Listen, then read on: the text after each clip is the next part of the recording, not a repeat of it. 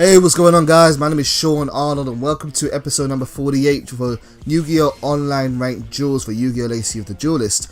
In my last episode, I did explain kind of why I haven't been doing Yu-Gi-Oh! Videos recently. If you haven't seen that video episode, please go check that out. I'm not going to reiterate what I said here again. I'm just going to get straight into the duel.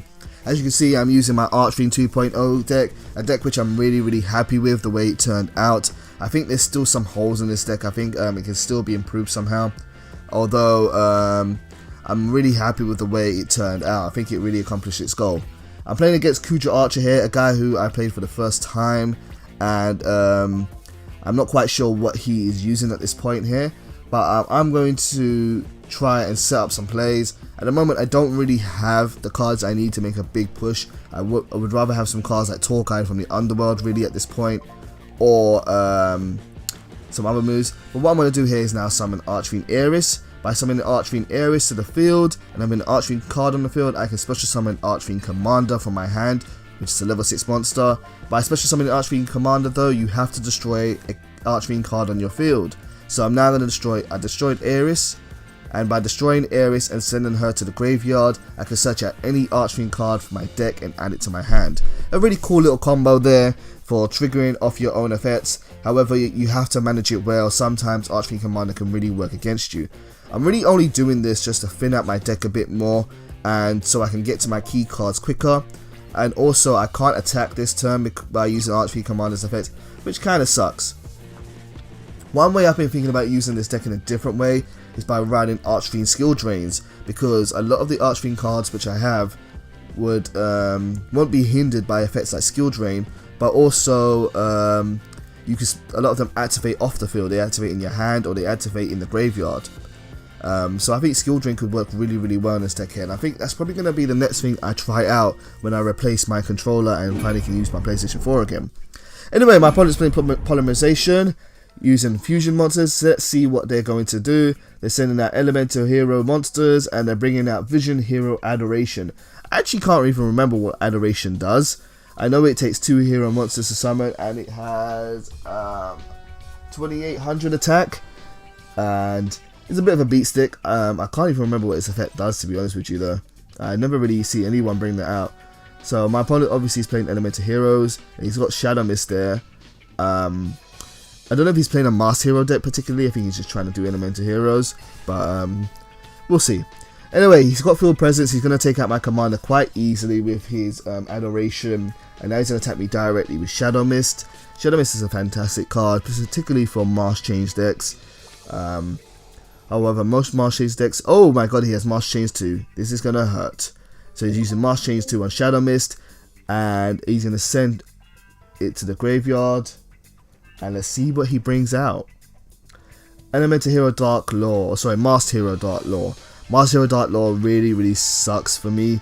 It really hurts my deck because it banishes all the cards that I sent to my graveyard, and I really need cards in my graveyard for an Archfiend deck. Fortunately, I do have 2 cards in the grave already, but you know, I need to get rid of Dark Law. So my opponent has done really well in this first turn by really taking over the field presence, kind of hindering my deck along the way and doing some good damage to me. The only thing which I don't like about what my opponent's done is that, being that it's his second turn, he has burnt out all his resources. And if I have something like Regeki in my hand in this situation, he would just be left with 1 card in his hand, and that would completely seal the duel for me. You kind of don't want to play all your cards or overextend, as we call it in the community.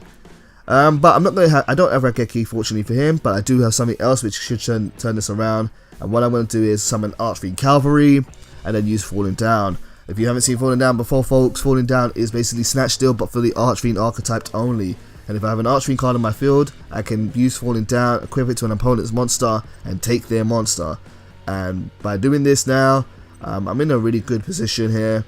By taking Adoration, I should be able to destroy Dark Law with no problem. And I'm considering maybe to special summon Commander, but I think I'm going to decide against it because it's not really the best time to do so. So Adoration is going to attack Dark Law. 2800 is going to beat 2400, and that's going to deal 400 damage to him once the attack goes through. There it goes. And now cavalry's gonna attack for 1900. So I'm in a really strong position here. I think I don't even remember how this duel went completely, but I'm gonna assume that I won this duel.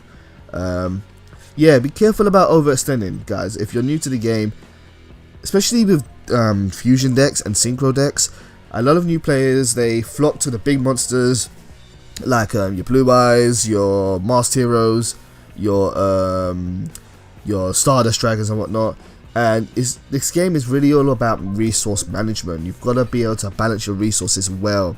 You don't want to find yourself in a situation where you have no options. If you have no options, no matter how many life points you have or how much a lead you have against your opponent, you're not going to be able to beat them because you can't do anything. You've put yourself in a situation when you just can't do anything. Anyway, special summon Commander, and by special summoning Commander from my hand, I have to destroy an Archfiend card in my field. I destroyed Archfiend Cavalry, which is fine because when Archfiend Cavalry is destroyed, he special summons an Archfiend monster from my graveyard to my field. So even though I was supposed to lose a card there, I've lost nothing in the long run because of Archfiend Cavalry's effect. And now I'm at a whopping advantage against my opponent. I am +5 against my opponent. Falling down is going to do some damage to me. It has a maintenance cost. You have to pay the 800 cost for that in your opponent's standby phase. If you can't pay the cost, then it gets destroyed. But I have plenty of life points to spare here. And my opponent has 2 cards. He has to make something happen with 2 cards. I don't think he's going to be able to, because if he's running fusion monsters, he needs at least 3 cards to fusion summon, unless he's something like Miracle Fusion. Anyway, let's see what he does. He's playing Mask Change again. Okay, cool. He's going to go for an Earth type Mask Hero, sorry. But it's not going to happen. I think I'm going to be able to chain to that, and I'm going to play Compulsory Evacuation Device. Compulsory Evacuation Device is going to bounce his Elemental Hero Woodsman back to his hand, and therefore Mask Change will not have a target and will be rendered ineffective. So Mask Change is looking for its target. Where's the monster you're going to send to the grave? You have nothing to send to the grave, therefore you can't get out your future monster. And this is game. So good game to Yugioh Archer, but yeah, I wanted to put this up as a little bit of a lesson to people. Please be careful about overextending. Anyway, thank you for watching this video, guys. As always, much love, take care, and goodbye.